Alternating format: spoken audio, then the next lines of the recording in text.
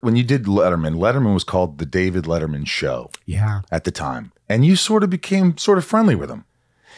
David Letterman Show. I was working with his dogs. So he got my name. Oh, here's how David Letterman got my name, I believe.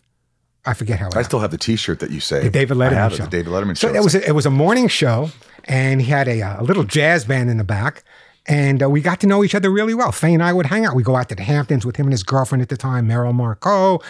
We became friendly. In fact, a couple of times he was hosting the Tonight Show. They flew me in to be a guest with his on the Tonight Show.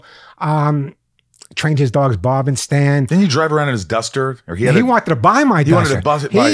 He would try to get on my case to buy my Duster over and over again, but I wasn't selling a Duster. He was a really neat guy. Dave was kind of interesting, quiet, a nice guy. And then the funny part is when I started working with him later on, he was doing the late night show. And I was working with his dog. By the way, I was training all the dogs for Saturday Night Live at that point. If you saw a dog or a cat or a horse on Saturday Night Live, I was there. Denise, my wife, we're just talking about it.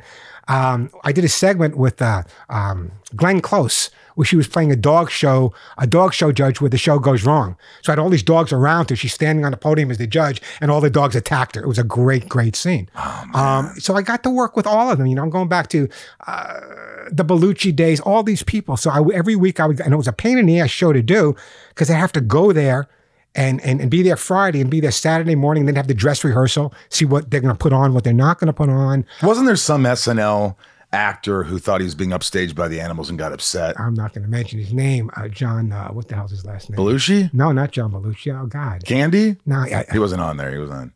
Yeah, that's the ticket. Oh! Yeah, that's the ticket. Yeah. God. Yeah, he's actually, he's a nice guy. Yeah, I'm friendly with him, but he was he goes, I don't want these to have stage. Well, the animals are have stage. He was doing a segment, I think it was with Dana Carvey, I don't remember, and there was a segment where there was a bloodhound involved. Bloodhound's a beautiful dog, man. They were being upstaged by the bloodhound. Neither one of them are attractive looking guys. The dog upstaged them, and they were pissed off. They cut the dog. I still got paid, but they cut the dog. And then for the Letterman show, we did the Suit of Suet.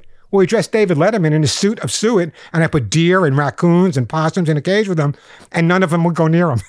Really? Because they kept the suit in the commissary at NBC, and the food sucks at the commissary. It probably smelled so bad that the animal said, "You know what? I'm not going near it." The character was Tommy Flanagan. Yeah, that's the ticket. Yeah, me and my wife, Morgan Fairchild, whom I've seen naked. Yeah. Wow, I mean, all the stuff you've done, it's crazy. I remember I saw you on Letterman one night, and you brought a pig on set to the Letterman show. And David looks at you and goes, wow, Warren, where does this pig come from? Where did you get this pig? And you said, oh, I just actually got it tonight here in Manhattan on the streets. He goes, where do you get a pig? You know what? I think we all know where to get a pig at this hour. It was just with the pig. He would drive me crazy. He said, a pig's smart. So I went out and I literally bought this pig for $35. And the day before I did the show with Dave, I spent the night with the pig, training it, working with it, so I get some response on the show. Didn't work out. No, he didn't work out too great. But anyway, the pig's name was Spotty, black and white pig. So I brought him on the show, and Dave had this whole thing with him. But then I had spent the night with the pig. I can't bring him back to the farmer. I kept him.